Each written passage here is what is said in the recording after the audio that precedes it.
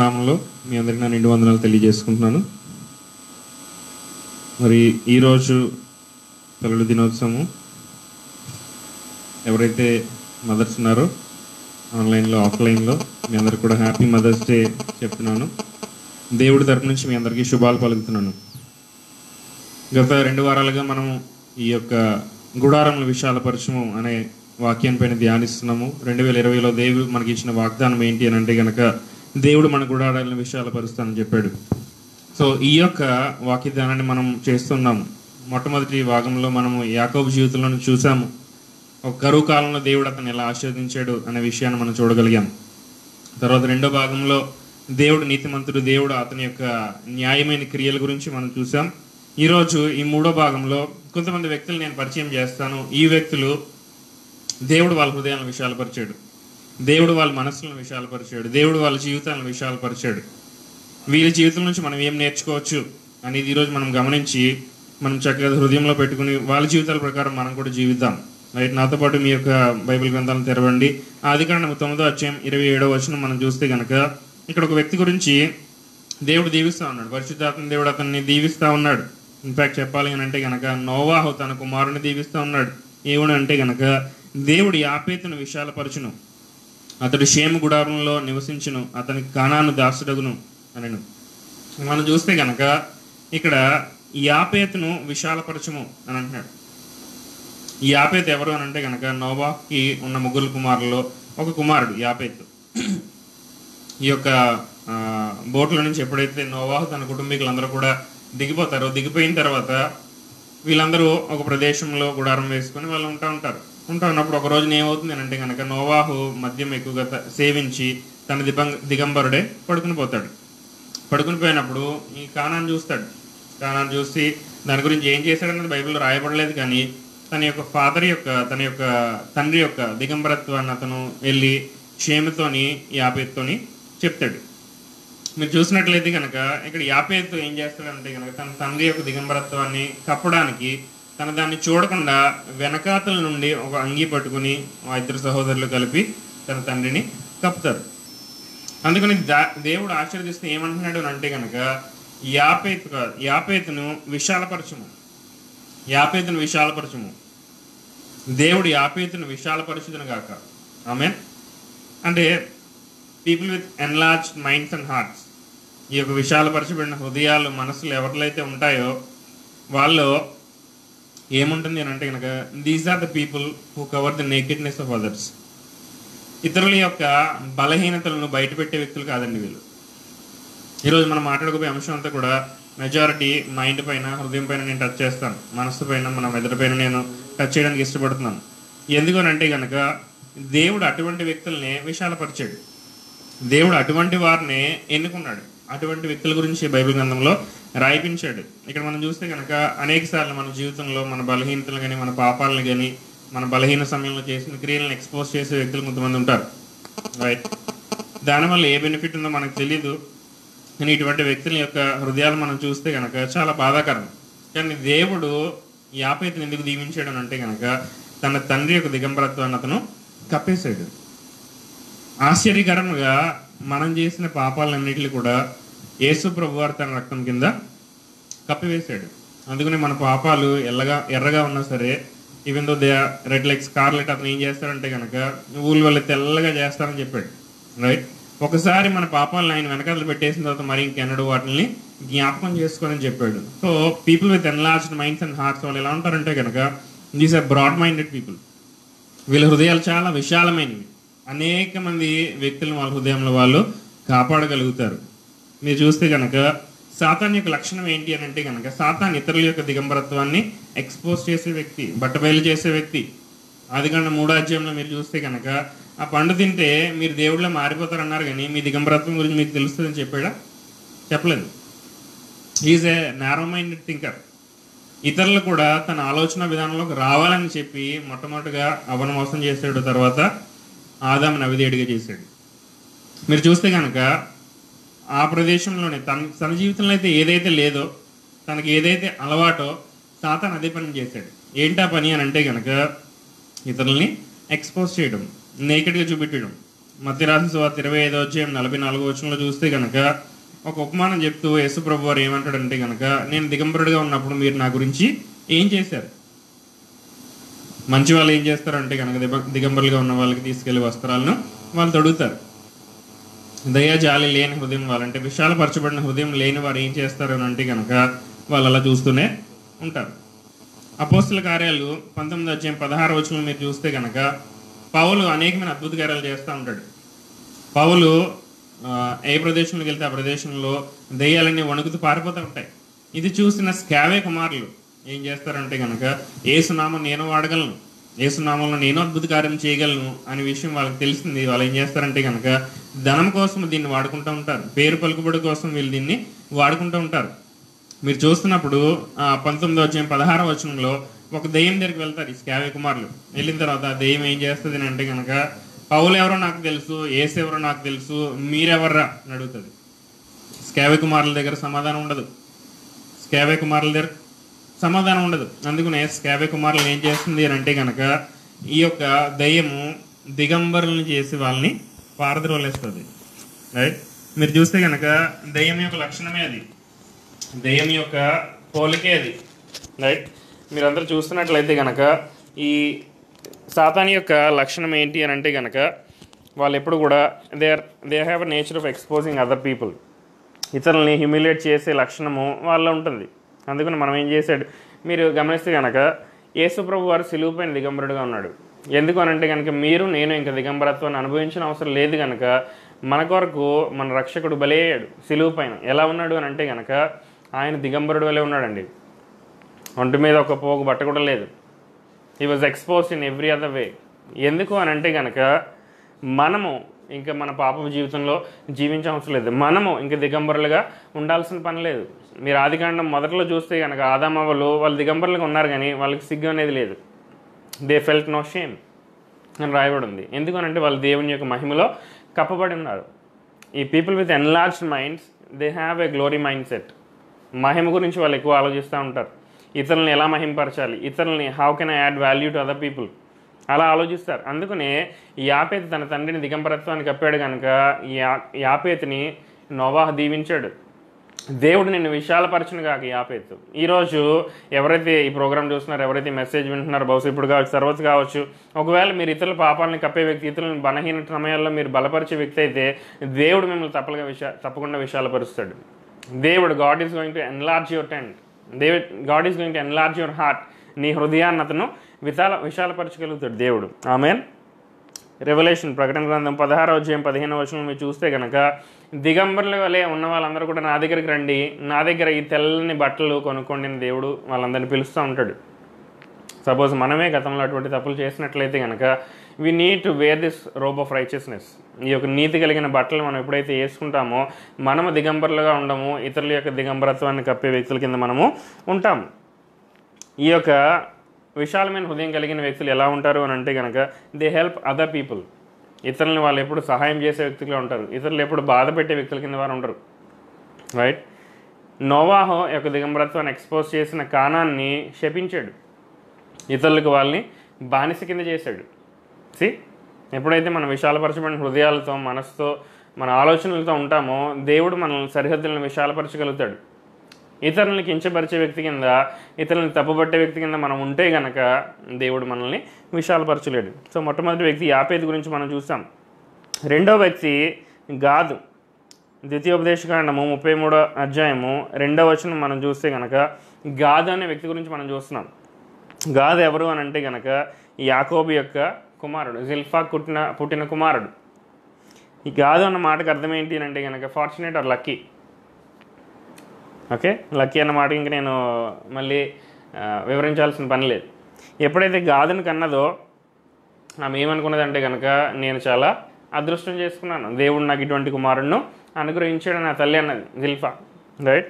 So గాదుని ద్వితీయోపదేశకాండం 33:20 దేవుడు అంటున్నాడంటే గాదుని నేను విశాలపరుస్తాను. వావ్! ఎందుకు గాదుని విశాలపరచాలని చూస్తే కనుక అనేకమైన ఆశ్చర్యమైన సంఘటనలు విషయాలు ఇక్కడ రాయబడి ఉన్నాయి. మీకు చూపిస్తాను. ఆదికాండము 49:19 మీరు చూస్తే కనుక గాదు అన్న మాటకు అర్థం చెప్తున్నాడు. గాద్ అన్న మాటకు అర్థం ఏంటి అని అంటే కనుక హీస్ ఎన్ ఓవర్కమర్, ఇతరులని జయించే వ్యక్తి, శత్రువుని జయించే వ్యక్తి, తన లోపల ఉన్న బలహీనతలను జయించే వ్యక్తి ఈ గాదు.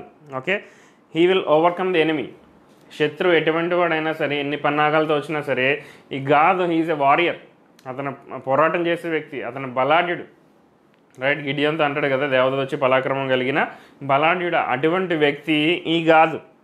యెహోషువ గ్రంథము 4వ అధ్యాయం 12వ వచనంలో మనం చూసినట్లయితే కనుక యోర్దాను ఇటువైపు అటువైపు 12 గోత్రాలకి దేవుడు స్థలాలు అనుగ్రహిస్తాడు.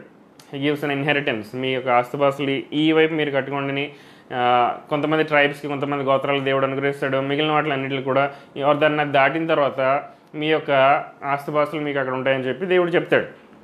యోర్దాను నదికి వెళ్ళకముందరే ఇటువైపే ఈ యొక్క గాదు గోత్రం వాళ్ళందరికీ కూడా దేవుడు తన ఏమంటారు ఇన్హెరిటెన్స్ అనుగ్రహించాడు. తను ఇవ్వాలనుకున్న స్థలాన్ని వాళ్ళకి అనుగ్రహించాడు. ఆమేన్. గాదిలో ఉన్న వాళ్ళందరూ ఎలాంటి వాళ్ళు అంటే కనుక వారియర్స్ అన్నమాట. వీళ్ళందరూ యుద్ధశూరులు. యుద్ధంలో వెళ్ళాలి అని అంటే కనుక తప్పనిసరిగా గాదు గోత్రం వాళ్ళు ఉండాల్సిందే. ఆ కాలంలో ఫ్రంట్ లైన్ వారియర్స్ ఎవరు అని అంటే కనుక గాదు గోత్రానికి చెందిన వాళ్ళు. ఒక యుద్ధం జరగాలి అని అంటే కనుక గాదు లేకుండా జరగదు. రైట్, మీరు చూస్తే కనుక యెహోషువ గ్రంథం 4వ అధ్యాయం 12వ వచనంలో ఏమవుతుంది అంటే కనుక ఇటువైపు యోర్దాను నది యువతల వైపు ఉన్నప్పుడు గాదు అలాగే రూబేను అలాగే మనష్షేలో ఉన్న సగం జనాలకి దేవుడు అక్కడ స్వాస్థ్యం అనుగ్రహించాడు. So they have acquired their inheritance. మిగిలిన 10 గోత్రాలు 9.5 గోత్రాలకు కూడా ఇంకా ఇన్హెరిటెన్స్ రాలేదు, స్వాస్థ్యం రాలేదు. వాళ్ళు ఇంకా దాన్ని స్వాధీనం చేసుకోలేదు. కానీ గాదికి మొట్టమొదటిసారి వచ్చేసింది, ఫస్ట్గానే వచ్చేసింది, స్వాధీనపరుచుకున్నాడు. ఎందుకనంటే ఆల్రెడీ చెప్పాం, హీఈస్ ఎ వారియర్. రైట్, గాదు లాంటి వ్యక్తులు దేవుడు ఏమంటున్నాడంటే వాళ్ళు నేను విశాలపరుస్తాను. ఎందుకు? చాలా జాగ్రత్తగా గమనించండి. ఎప్పుడైతే యెహోషువ నాయకత్వం వచ్చిందో, మోషే నాయకత్వం కింద మొత్తం అందరూ యోర్దాను నది వరకు చేరుకున్నారు. యెహోషువ నాయకత్వం ఎప్పుడైతే వచ్చిందో వాళ్ళందరూ వెయిట్ చేస్తున్నారు అన్నమాట, యెహోషువ ఏం చేస్తాడని చెప్పి. ఎందుకంటే ఈ 3.5 గోత్రాల వాళ్ళు ఇటువైపు ఉండిపోయారు యోర్దాను నదికి, మా స్వాస్థ్యం మాకు వచ్చేసిందని అనుకుంటున్నారు. యెహోషువ వాళ్ళని ఛాలెంజ్ చేస్తాడు. గాదు గోత్రము, రూబేను అలాగే మనష్షేలో ఉన్న సగం గోత్రం వాళ్ళు పిలిచి ఏమంటాడంటే మీ సహోదరులు ఇంకా స్వాధీనపరచుకోవాల్సిన భూమి ఉంది కాబట్టి మీరు మీ ఆడవారిని చిన్నబిడ్డలని ఇక్కడ వదిలి వాళ్ళతో పాటు మీరు యుద్ధానికి రావాలి. అది ఛాలెంజ్. హల్లెలూయా. చాలాసార్లు మనం జీవితంలో సెటిల్ అయిపోయిన తర్వాత, మన జీవితంలో సమాధానం వచ్చేసిన తర్వాత మనం అక్కడి నుంచి ఎవరికి సహాయపడడానికి ఇష్టపడము. రైట్, ఇప్పుడు ప్రపంచం అంతా ఎలా ఉందో అని అంటే కనుక స్వార్థపూరితమైన మనస్తత్వాలు, నాది నావారు అంతే. పక్కనున్న వారికి పొరుగు వారికి సహాయపడడానికి అస్సలు మనసు అనేది రావటం లేదు. రైట్, సేమ్ అదే పరిస్థితి. వాళ్ళు సెటిల్ అయిపోయారు, వాళ్ళకి రావాల్సిన భూమి వాళ్ళకి వచ్చేసింది, వాళ్ళకి కావాల్సిన స్వాస్థ్యం వాళ్ళకి వచ్చేసింది. అసలు ఎందుకు వెళ్ళాలి అవతల వైపుకి అనలేదు. కానీ గాదు ఏమన్నాడు తెలుసా? నా కడమ సహోదరులందరికీ కూడా స్వాస్థ్యం వచ్చే వరకు నేను పోరాడతాను. What a people. అందుకని గాదుని ఏమన్నాడంటే వాళ్ళ యొక్క భూమిని నేను విశాలపరుస్తాను, వాళ్ళ జీవితాలను నేను విశాలపరుస్తాను, వాళ్ళ సరిహద్దులను నేను విశాలపరుస్తాను. ఆమేన్. మీరు గమనించినట్లయితే కనుక ఇతరుల వ్యక్తులకి వాళ్ళు సెటిల్ అయిపోయినా సరే, వాళ్ళు బాధలో ఉన్నా సరే, వాళ్ళ కష్టంలో ఉన్నా సరే, ఇతరులకు సహాయపడగలిగే వ్యక్తుల్ని దేవుడు ఏం చేస్తానంటే విశాలపరుస్తాడు. కొరింథీయులకు రాసిన 2వ పత్రిక 9వ అధ్యాయం మనం చూస్తే కనుక ప్రతిసారి ఇతరులకు మనకి ఇవ్వాలి కనుక దేవుడు మనకి అధికంగా ఇస్తాడని దేవుని యొక్క వాక్యం సెలవిస్తుంది. అంటే we will have an abundance so that we can give to other people. Right, అందుకనే మన దగ్గర ధనం వచ్చిన తర్వాత it's not suppose to rise our standard of living, right, but standard of giving. మనం ఇచ్చేవారిగా ఉండాలి. గాదులో ఉన్న గోత్రం వాళ్ళందరూ కూడా ఇతరుల గురించి ఆలోచించారు. అయ్యో నా సహోదరులు ఇలా ఉండాలి, ఆమేన్, నా సహోదరులు కూడా సెటిల్ అవ్వాలి, నా సహోదరులు కూడా దేవుని యొక్క పిలుపులోకి రావాలి, నా సహోదరులు కూడా దేవుని యొక్క రక్షణలోకి రావాలి. ఈనాటిని అనేక మందిని మనం చూస్తూ ఉంటే చాలా ప్యాసివ్గా అయిపోతున్నారు. యేసుప్రభువుని రక్షకుడిగా అంగీకరిస్తున్నారు, అక్కడితో ఇంకా ఆగిపోతుంది క్రైస్తవ జీవితం. లేదండి, ఇంకొక అడుగు మనం ముందరికి వెళ్ళాలి. యేసుప్రభు జీవితాన్ని చూసుకుంటే ఆయన దేవాది దేవుడు, ఆయనకు అవసరం ఏముంది అసలు భూమి మీదకి రావడానికి లేదు. బట్ అయినా సరే ఆయన ఏం చేశాడు? భూమి మీదకి వచ్చి మనందరి నిమిత్తం తన ప్రాణాన్ని అర్పించాడు. ఎందుకు అనంటే కనుక నిన్ను నన్ను కూడా ఆయన యొక్క సహోదరుడి కింద చేసుకోవడం కొరకు. That is the heart of enlargement.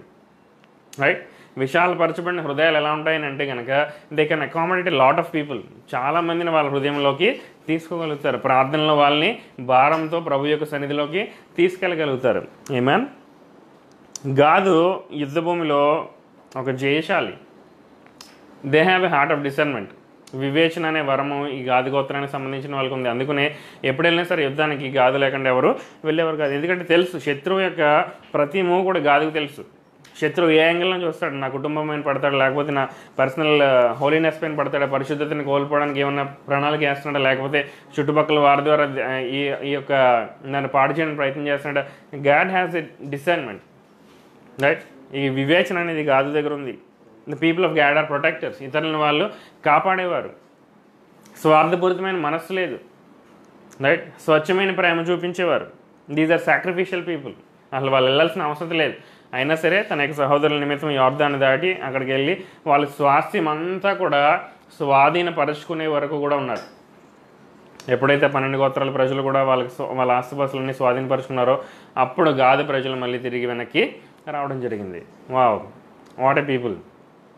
వాళ్ళు సుఖపడము, వాళ్ళు దేవునికి చిత్తంలోకి రావడము, వాళ్ళు దేవునికి పిలుపుని అందుకోవడమే కాదు కానీ ఇతరుల గురించి కూడా వాళ్ళు ఎక్కువ ఆలోచిస్తూ ఉన్నారు. ఆమేన్. అందుకనే గాదుని ఏమన్నా అంటే ద్వితీయోపదేశకాండం 33:20లో గాదును నేను ఎన్లార్జ్ చేస్తాను, వాళ్ళ హృదయాలను నేను విశాలపరుస్తాను, వాళ్ళ సరిహద్దులను నేను విశాలపరుస్తాను. ఆమేన్. మూడో వ్యక్తిని చూపించడానికి నేను ఎంతగానో ఆశపడుతున్నాను. మొదటి దినవృత్తాంతాల గ్రంథము 4వ అధ్యాయం 10వ వచనం మీరు చూస్తే కనుక అందులో ఒక వ్యక్తి ప్రార్థన చేస్తూ ఉన్నాడు. మొదటి దినవృత్తాంతాల గ్రంథము 4వ అధ్యాయం 9-10 వచనాలు. యెబ్బేసు తన సహోదరుల కంటే ఘనము పొందిన వాడై ఉండెను. వేదన పడి అతన్ని కంటినని అతని తల్లి అతనికి యెబ్బేజు అని పేరు పెట్టిను. యెబ్బేజు అనే మాటకు అర్థం ఏంటో తెలుసా? సారో, బాధ, దుఃఖము, కన్నీరు, వేదన, రైట్. గ్రీఫ్, కరెక్ట్గా మాట్లాడాలంటే కనుక గ్రీఫ్ అంటే తీరలేని దుఃఖము. ఎందుకనంటే చాలా కష్టపడి ప్రసవ వేదన మరి ఎక్కువ పడిందో తల్లికి ఏమైందో మనకు తెలియదు కానీ ఫైనల్లీ యెబ్బేజు అనే వ్యక్తికి మటుకు ఆమె జన్మనిచ్చింది. అతని సహోదరుల కంటే అతను చాలా ఘనం పొందినవాడే ఉండెను. వేదన పడి అతన్ని కన్నదంట. అందుకని అతనికి ఏమని పేరు పెట్టింది? సారో. అసలు యెబ్బేజు లైఫ్ని మనం ఊహించుకుంటే కనుక అతని పేరుకి అర్థము వేదన.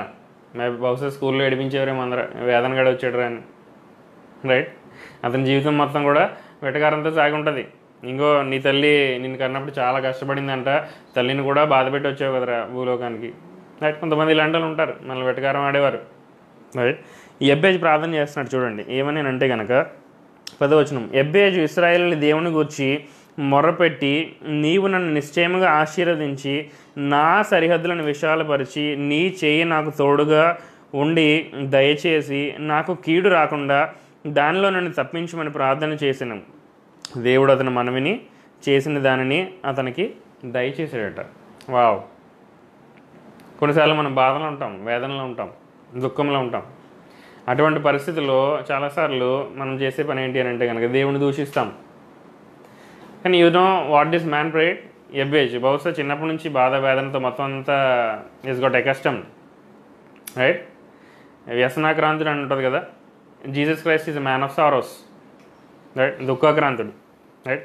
దుఃఖంతో he had a close relationship. ఎంత దారుణమైన దుఃఖం అని అంటే కనుక ప్రపంచంలో ఉన్న ప్రతి దుఃఖము సిలువ పైన అయినా మోసాడు. ఆమేన్. యెబ్బేజు చేసిన ప్రార్థన చూడండి, చాలా ఆశ్చర్యకరంగా ఉంది. ఇశ్రాయేలు దేవుని గురించి మొరపెట్టి, నీవు నన్ను నిశ్చయముగా ఆశీర్వదించి నా సరిహద్దులను విశాలపరచము. He is talking about the boundaries of his heart. అతని హృదయాన్ని విశాలపరచమన్నాడు. ఎంత ఎక్కువ విశాలపరచమన్నాడు అంటే నాలో ఉన్న వేదన కంటే కూడా నా హృదయం యొక్క బౌండరీస్ చాలా పెద్దగా అయిపోవాలి. Amen. So that I can take in whatever the sorrow that is coming into me. చాలాసార్లు ఈ యొక్క వేదన అనేది ఒక మహమ్మారిని తయారవుతూ ఉంటుంది. ఈ లోకంలో చూస్తే కనుక సూసైడ్స్, డిప్రెషన్ చాలా ఎక్కువైపోయాయి. చింతలోకి వెళ్ళిపోతున్నారు, బాధలోకి వెళ్ళిపోతున్నారు, ఎవరు నాకు లేరనే భావన. ప్రియ సహోదరుడు సహోదరి, నేను చెప్తున్నాను, దేవుడు ఒక వాగ్దానం మనకి ఇచ్చాడు. నేను ఎన్నడూ విడువను, ఎన్నడూ ఎడబాయను. దేవుడిని ఎన్నడూ నీ చేయని విడనాడలేదు. దేవుడు నీ గురించే చనిపోయాడు, దేవుడు నీ గురించే బ్రతుకుతున్నాడు. ఆమేన్. నువ్వు దేవుడి గురించి బ్రతకగలుగుతావా? దేవుని యొక్క చెయ్యిని ఈరోజు నువ్వు పట్టుకోగలుగుతావా? దేవుని యొక్క ప్రేమని ఈరోజు పొందుకోగలుగుతావా? దేవుని యొక్క రక్షణ ఈరోజు నువ్వు పొందుకోగలుగుతావా? యెబ్బేజు చేసిన ప్రార్థన నువ్వు చేయగలుగుతావా? ప్రభువా, నా హృదయాన్ని విశాలపరచండి. వావ్. ఇది చదువుతున్నప్పుడు నాకు అర్థమైంది ఏంటి అని అంటే కనుక చాలాసార్లు సైంటిఫిక్ ఒక మాట మేము మాట్లాడుకుంటాం, థ్రెష్ హోల్డ్ అని చెప్పి.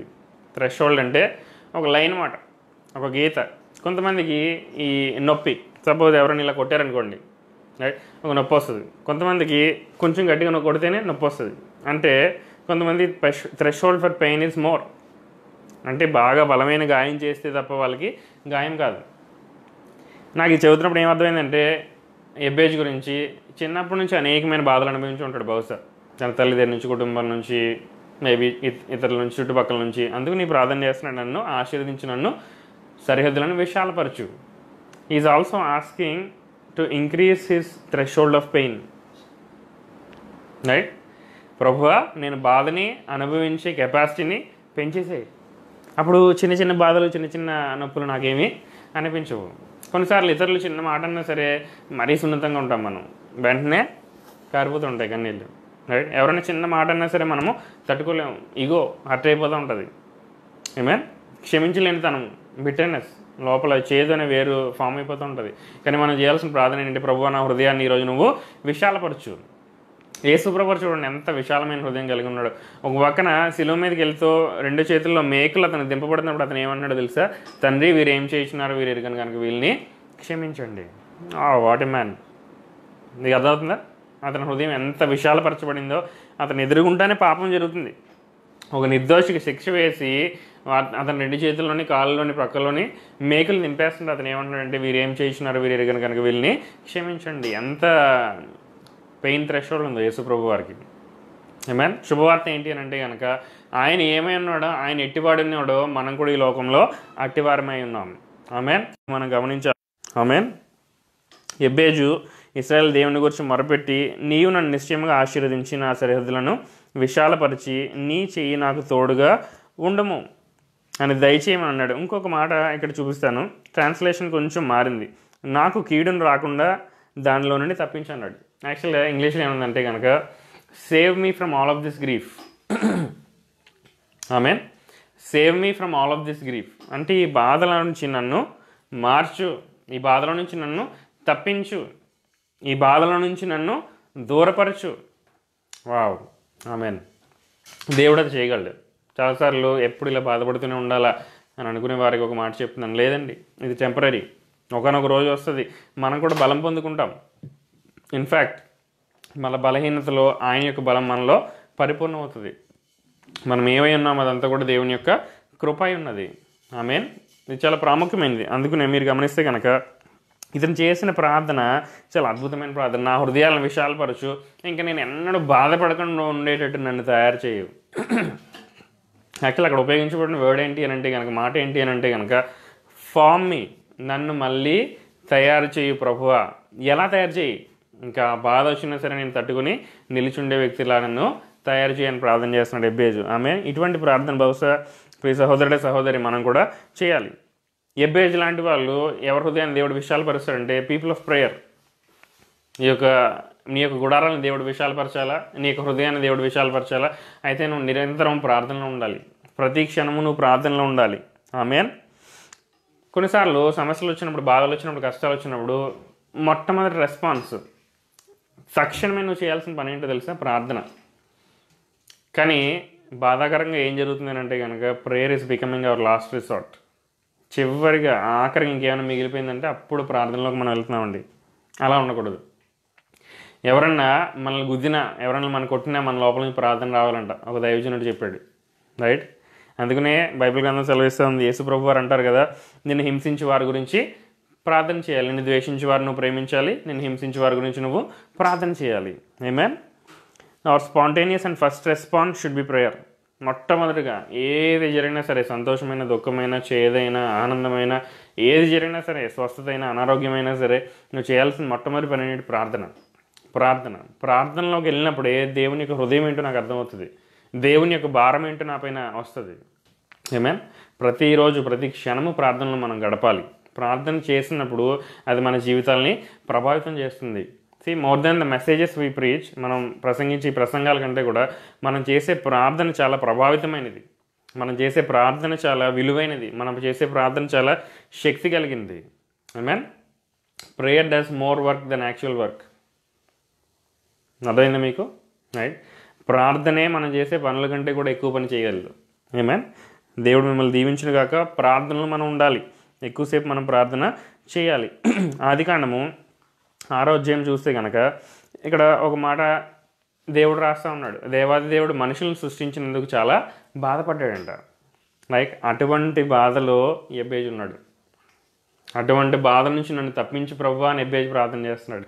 మనిషిని సృష్టించినందుకే, మనిషి చేసిన పాపం వల్ల దేవుడు ఇంత బాధపడ్డాడు. మీరు గమనించగలుగుతున్నారా? అలాగే ఈ బాధ అనే మాట ఆదికాండం 34వ అధ్యాయం 7వ వచనంలో మళ్ళీ కనిపిస్తూ ఉంది.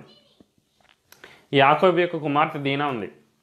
దీనా తన తల్లిదండ్రులకి, తన అన్నదమ్ములకి చెప్పకుండా ఒక ఊరు వెళ్ళిపోతుంది. అందులో షెకేము అనే ఒక వ్యక్తి ఆమెను చూసి అతను బలవంతం చేస్తాడు, ఆమెను బలవంతం చేస్తాడు, ఆమెను రేప్ చేస్తాడు. రైట్, ఇది జరిగిందో దీనా వచ్చి ఇంట్లో తన యొక్క తల్లితోటి, తండ్రితోటి, తన యొక్క అన్నలతోటి చెప్తుంది. చెప్పిన తర్వాత వాళ్ళందరూ చాలా కోప్పడిపోతారు. లోపల ఎక్కడ లేని ఆవేశం వచ్చేస్తుంది. నా సొంత చెల్లిని ఇలా చేస్తారా, ఇంత ఘోరంగా అవమానిస్తారా, మానభంగం చేస్తారని చెప్పి వాళ్ళ కోపం చెలరేగిపోతుందండి. వాళ్ళు ఒక ఏమంటారు, ఎలా అన్నా సరే పగ తీర్చుకోవాలి అనే హృదయం మొదలైపోయింది. గాయం ఎంత గట్టిగా అయింది అని అంటే కనుక లోపల నుంచి ఇటువంటి రెస్పాన్స్ అనేవి వస్తున్నాయి. That was the pain Jabez was in. అటువంటి బాధలో ఎబ్బేజు ప్రార్థన చేస్తున్నాడు, ప్రభువా నా హృదయాన్ని విశాలపరచు. What is your response? నీ యొక్క ప్రతిస్పందన ఏమవుతుంది? ఒకవేళ ఎవరైనా నేను గాయపరిస్తే, బాధపడిస్తే నీ రెస్పాన్స్ ఏంటి? వాళ్ళని తిరిగి గాయపరచమని ప్రార్థన చేస్తావా, ప్రభువా నా హృదయాన్ని విశాలపరచమని ప్రార్థన చేస్తావా? రైట్, ఇక్కడ యాకోబు యొక్క కుమారుల రెస్పాన్స్ చూస్తే కనుక ఒక ప్లాన్ వేసి, ఒక స్కీమ్ వేసి ఆ షెకేం పట్టణంలో ఉన్న ప్రతి ఒక్కరిని కూడా వాళ్ళు చంపేస్తారు. ఒక రోజున కత్తిలతో వచ్చి వాళ్ళందరినీ కూడా నరికి చంపేస్తారు. చూడండి ఎంత బాధ వాళ్ళలో కలిగిందో. ఇంకొక వ్యక్తిని చూపిస్తాను. ఎందుకు? It is so powerful prayer. అతను చేసిన ప్రార్థన ఏంటి? ప్రభువా నా హృదయాన్ని నువ్వు విశాలపరచు, నా సరిహద్దులు నువ్వు విశాలపరచు. ఆదికాండం 45వ అధ్యాయము 5వ వచనంలో ఒక వ్యక్తి గాయపడ్డాడు. ఒక వ్యక్తిని అమ్మేశారు. ఒక వ్యక్తిని బానిస బ్రతుకు కింద చేసేసారు అతని జీవితాన్ని. Actually he was called to be prince. ఒక రాజు కింద ఉండడానికి దేవుడు పిలిచాడు. కానీ తన అన్నలు ఏం చేశారంటే కనుక తనని అమ్మేశారు ఐగుప్తీయులకి. పోతీఫర్ ఇంట్లో బానిస కింద ఉన్నాడు. అతను చేయని నేరానికి అతను జైల్లోకి వెళ్ళిపోయాడు. ఇంచుమించు 17 సంవత్సరాలు అతను బాధపడ్డాడు. ఏమన్ మీరు చూస్తే కనుక ఇతను ఎవరో కాదు, యోసేపు ఆదికాండం 45వ అధ్యాయము 5వ వచనంలో మీరు చూస్తే కనుక, అయినను నేను ఇక్కడికి వచ్చినట్లు మీరు నన్ను అమ్మివేసినందుకు దుఃఖపడుకుడి. నేను ఏమన్నాడో తెలుసా? తన అన్నలు వచ్చి భయపడిపోతూ ఉంటారు. చూసి యోసేపు అని కనిపెట్టిన తర్వాత యోసేపు యొక్క అన్నదమ్ములు అందరూ భయపడిపోతూ ఉంటారు. బాబాయ్ యోసేపు మనల్ని కొట్టేస్తాడేమో, యోసేపు మనల్ని చంపించేస్తాడేమో, యోసేపు మన పైన కక్ష పెట్టాడేమో అంటే యోసేపు ఏమంటాడో తెలుసా? మీరు నన్ను అమ్మివేసినందుకు దుఃఖపడద్దు, అది మీకు సంతాపం పుట్టింపనీకుడి. అబ్బాబాబా, ప్రాణరక్షణ కొరకు దేవుడు మీకు ముందుగా నన్ను పంపించను. What a perspective. నిజంగా యోసేపుది he has a heart of enlargement. అతను విశాలపరచబడిన హృదయం కనుకనే he was seeing the purpose in his pain. దేవుడు అతని పట్ల ఉన్న ఉద్దేశాన్ని అతను చూడగలిగాడు. ఇతరులు పెట్టిన బాధ కంటే కూడా, బాధలో నుండి కూడా దేవుని యొక్క ఉద్దేశాన్ని అతను చూడగలిగాడు. You know what is the attitude of pain? It is the purpose of God.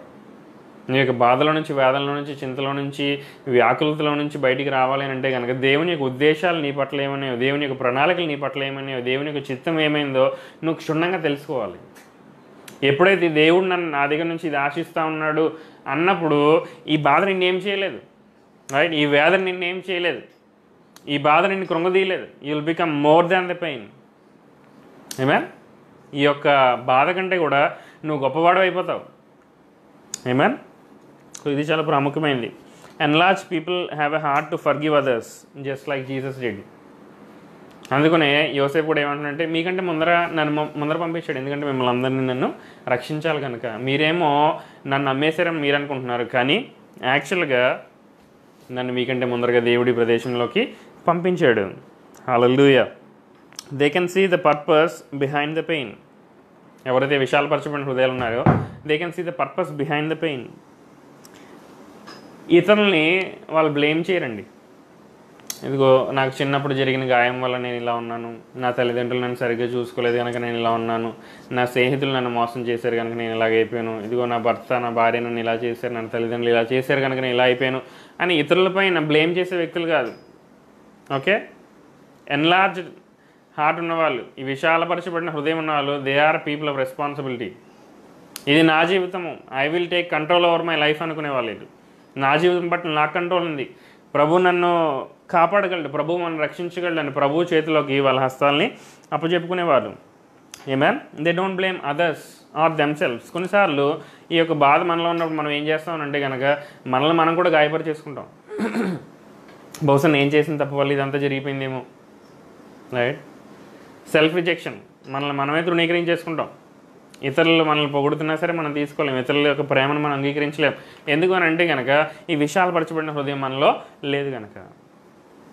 Let me tell you, if you are a person who has a heart of enlargement, దేవుడిని యొక్క హృదయాన్ని విశాలపరచాలి అని అనుకుంటే కనుక you better take responsibility for your life.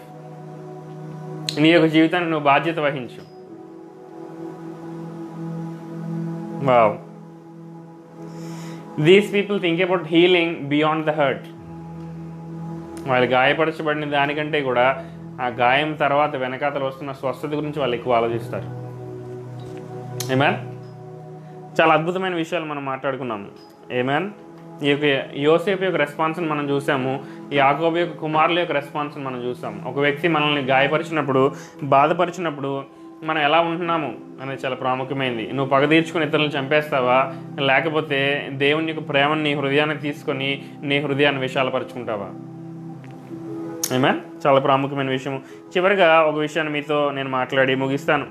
ఇదేంటి అని అంటే కనుక ఎస్తేరు గ్రంథం 4వ అధ్యాయం 14వ వచనంలో మనం చూస్తే కనుక ఎస్తేరుతో మొర్దెకై అంటున్నాడు, నీవు ఈ సమయమునందు ఏమీ మాట్లాడక మౌనంగా ఉన్న యెడల యూదులకు సహాయము విడుదలయు మరి యొక్క దిక్కు నుండి వచ్చును గాని నీవు నీ తండ్రి ఇంటి వారు నశించుదురు. నీవు ఈ సమయమును బట్టియే రాజ్యమునకు వచ్చేవేమో ఆలోచించుకుని ఆమెతో చెప్పాను. యూనో ఇంగ్లీష్లో చాలా బాగుంది. If you keep quiet, enlargement and deliverance will come from other place. Right? ఈ యొక్క యూదుల్ని తన శత్రువుల కంటే కూడా అధికం చేస్తాడు, మీనింగ్ ఎన్లార్జ్మెంట్. రైట్? శత్రువు వేసిన పన్నాగాల కంటే కూడా దేవుని యొక్క ప్రణాళికలు చాలా ఉత్తమమైనవి. శత్రువు చేసే గాయం కంటే దేవుడిచ్చే స్వస్థత చాలా గొప్పది. ఆమేన్. రైట్?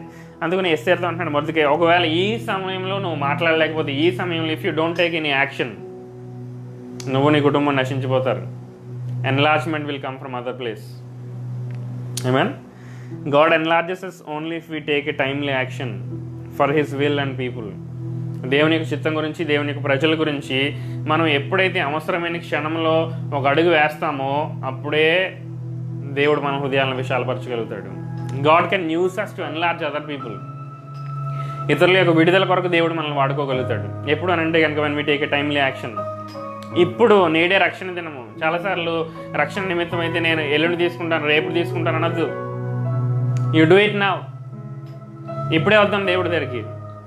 అయ్యో నేను మళ్ళీ మారుతాను, తర్వాత మారుతాను, కూర్చొని ఆలోచిస్తాను అనొద్దు. నవ్, ఇప్పుడే. Now is the time. ఈ క్షణంలోనే మనం మోకాళ్ళు వేద్దాం. ఈ క్షణంలోనే మనం దేవుని యొక్క చెంతకు వెళ్దాం. Oh hallelujah. Thank you Holy Spirit. Enlarged people are decision makers.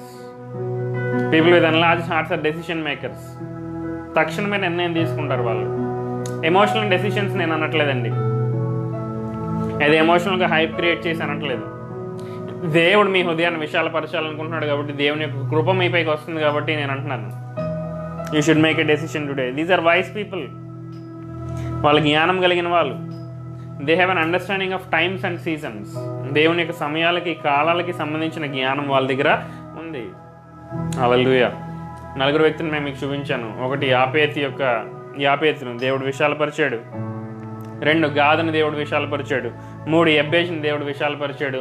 ఎస్తేరుకు ఒక సవాల్ విసిరాడు, నువ్వు ఇది చేస్తే నేను నిన్ను విశాలపరుస్తాను. It is a conditional enlargement. ప్రియ సహోదరుడు, సహోదరి, ఈరోజు నేను నీకు ఇస్తున్న ఛాలెంజ్ అదే. దేవుడు మనకిస్తున్న ఛాలెంజ్ అదే. ప్రభువా, నా హృదయాన్ని నూతనపరచు, నా హృదయాన్ని విశాలపరచు, నూతన స్వభావం నాకు దయచేయి. నువ్వేం చేస్తావో నాకు తెలియదు. ఈ బాధల నుంచి, కష్టంలో నుంచి, నొప్పిలో నుంచి నన్ను బయటికి తీసుకురా. Only God can do that. నీ స్నేహితులు చేయలేరు, నీ తల్లిదండ్రులు చేయలేరు, నీ భార్య భర్త పిల్లలు చేయలేరు. Only God can do that. If that is you, ఒకవేళ అది నువ్వైతే ప్రభు నా హృదయాలను విశాలపరచు, నా మనస్సును విశాలపరచు, నా ఆలోచనలు విశాలపరచు అని నువ్వు అన్నట్లయితే కనుక ఏ ప్రదేశంలోనో ఆ ప్రదేశంలోనే మోకాళ్ళు వేసి 2 చేతుల పైకి దేవుడు చెప్దాం, ప్రభు నన్ను విశాలపరచు. Oh I can feel the anointing of the Holy Spirit in this place. పరిశుద్ధాత్మ దేవునికి అభిషేకాన్ని నేను గమనించగలుగుతున్నాను. Move in that place Holy Spirit. పరిశుద్ధాత్మ దేవుడు ఆ ప్రదేశంలో కదలమని అడుగుతున్నాను, ఆ హృదయంలో కదలమని అడుగుతున్నాను. ప్రభువా నూతన హృదయాన్ని మాకు దయచేయండి తండ్రి. నీకు వందనాలు, నీకు స్తోత్రములు. Oh hallelujah. Thank you God, thank you Lord, thank you Lord, thank you Holy Spirit. Oh thank you Jesus. నూతన హృదయాన్ని నాకు దయచేయ ప్రభువా, నూతన మనస్సును నాకు దయచేయ ప్రభువా. నీకు వందనాలు, నీకు స్తోత్రములు.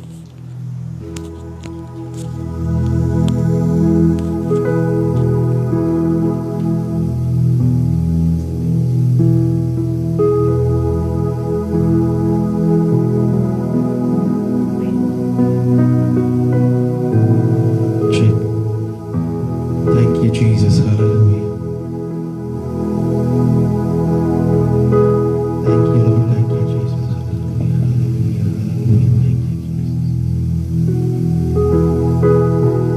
Thank you, Lord. Thank you, Jesus. ప్రతి ఒక్కరు ప్రార్థించండి.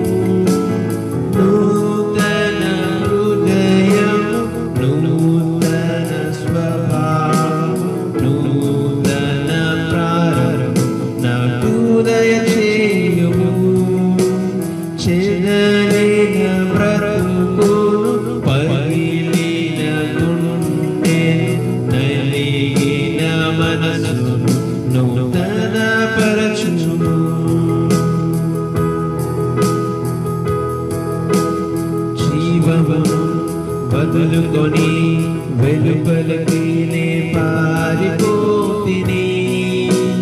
మరణమును భోగమును ఆశించి నే మోసపోతిని. నా దేహం నా హృదయం వ్యసనముతోనే నిండిపోయెను. దిగజారి ఘోరముగానే కృంగిపోతిని.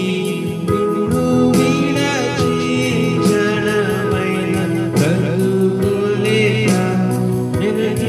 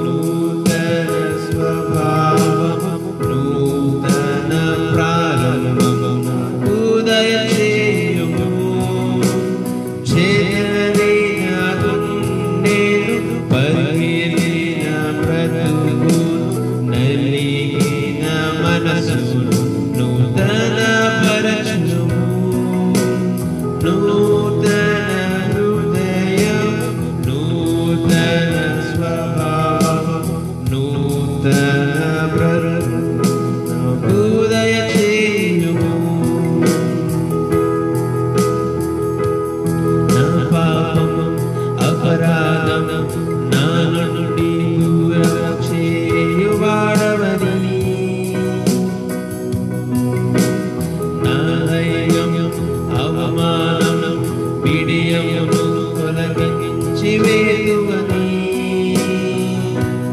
నా కులము జ్ఞాపకము నీ మదిలో ఇక ఉంచుకోవని నిన్నెరిగి ధైర్యముగా నీ ముందే నిలబడి ఉన్నాను.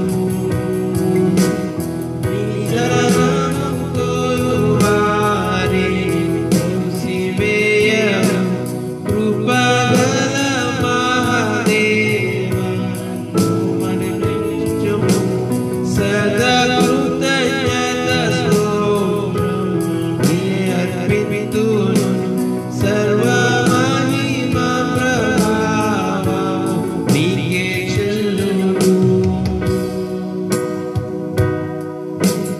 నూతన హృదయం నూతన భావం నూతన పరం నాకు దయచేయు. Yes, Lord. పగిలిన బ్రతుకును పగిలిన గుండెను నలిగిన మనసును నూతన పరచు. నూతన హృదయం నూతన స్వభావం నూతన ప్రారంభం నాకు దయచేయుము. చెదరిన బ్రతుకును పగిలిన గుండె నలిగిన మనసును నూతన పరచు. యేసు నీవే నన్ను రక్షించినవాడవు. నా బలహీనతలన్నీ ఎరిగి ఉన్నావు. రాతి గుండెను నాలో తీసివేయుము. అతి విన్న హృదయం దయ. యేసు నీవే నన్ను సృజించినవాడవు. నా బలహీనతలన్నీ ఎరిగి ఉన్నావు. రాతి గుండెను నాలో తీసివేయుము. అతి మెత్తని హృదయం దయచేయుము. నూతన హృదయం నూతన స్వభావం నూతన ప్రారంభం నాకు దయచేయుము. చెదరిన బ్రతుకును పగిలిన గుండె నలిగిన మనసును నూతన పరచు. యేసయ్యా యేసయ్యా యేసయ్యా యేసయ్యా. Let us sing together. యేసయ్యా యేసయ్యా యేసయ్యా యేసయ్యా యేసయ్యా యేసయ్యా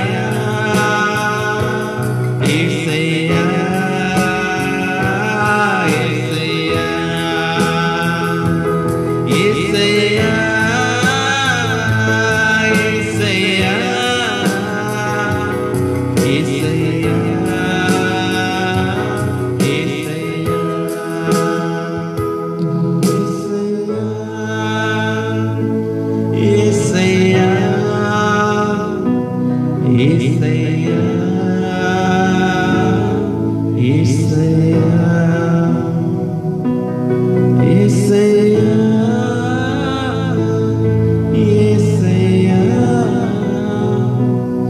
యేసయ్యా యేసయ్యా ఈ హృదయాలను విశాలపరిచి ప్రార్థన చేస్తున్నారు. ప్రతి ఒక్క బిడ్డని యేసునామములో దీవిస్తున్నాను ప్రభువా. నీ కృప మెండుగా వారిపైన విడుదల చేస్తున్నాను తండ్రి. నీకు అసాధ్యమైనది ఏది లేదని ప్రకటిస్తున్నాం ప్రభువా. ఏ స్థలంలో ఆ స్థలంలో నీ యొక్క కృప అభిషేకం యేసునామములో విడుదల చేస్తున్నాను తండ్రి. ప్రతి గాయపరచబడిన హృదయాన్ని ఈరోజు నువ్వు జ్ఞాపకం చేసుకోమని అడుగుతున్నాను. గాయను మాన్పువాడవు ప్రభువా. ఫాదర్, నేను వాళ్ళ హృదయంలోకి ఇప్పుడు యేసునామములో స్వస్థతను విడుదల చేస్తున్నాను తండ్రి. ఎవరైతే శారీరకంగా కూడా అనారోగ్యంగా ఉన్నారో ఏసునామలో స్వస్థత వాళ్ళ జీవితంలోకి విడుదల చేస్తున్నాను ప్రభువా. నువ్వు గాయాన్ని కట్టమని అడుగుతున్నాను, రోగాన్ని మాన్పమని అడుగుతున్నాను ప్రభువా. నీకు వందనాలు. క్షమించడానికి సహాయం చేయమని అడుగుతున్నాం తండ్రి, నీకు వందనాలు. మర్చిపోవడానికి సహాయం చేయమని అడుగుతున్నాం ప్రభువా. నీకు వందనాలు. నీకు అసాధ్యమైనది ఏది లేదని ప్రకటిస్తున్నాం. నీకు వందనాలు, నీకు స్తోత్రాలు. ఎంతమంది వాక్యాన్ని విన్నారు, వాక్యాన్ని నీరు కట్టి ఫలింపు చేయమని అడుగుతున్నాను ప్రభువా. వేరు తీసుకుని నేను అంచులంచులు వాళ్ళు ఫలించడానికి సహాయం చేయమని అడుగుతున్నాను ప్రభువా. నీకు వందనాలు, నీకు స్తోత్రాలు. ఎవరైతే ప్రోగ్రామ్ చూస్తున్నారో మా సంఘస్థులందరిపైన కూడా యేసు రక్త ప్రోక్షను విడుదల చేస్తున్నాను తండ్రి, నీకు వందనాలు. వాళ్ళ కుటుంబాలపైన యేసు రక్త ప్రోక్షను విడుదల చేస్తున్నారు. వాళ్ళకు ఉన్న ప్రతి అవసరతను యేసు అధికారం గల నామంలో తీర్చవలసిందిగా ప్రార్థన చేస్తున్నాను తండ్రి, నీకు వందనాలు, మీకు స్తోత్రాలు. సకల మహిమ ఘనత నీకు అర్పిస్తూ యేసు నామంలో ప్రార్థన చేస్తున్నాం తండ్రి, ఆమేన్. మన తండ్రి అయిన దేవునికి ప్రేమ, ఆయన కుమారుడైన యేసుక్రీస్తు వారి కృప, పరిశుద్ధాత్మ దేవునికి అన్యోన్య సహవాసము, సంతోషము, సమాధానం కూడిన మనందరికీ తోడైన గాక, ఆమేన్. మరొకసారి ఈ యొక్క సియోన్ ప్రార్థన మందిరం సండే సర్వీస్కి నేను ట్యూన్ అయ్యి ఉండి మీ అందరికీ దేవుడి నామంలో నిండు వందనాలు తెలియజేసుకున్నాను. Once again happy Mother's Day to all. Thank you.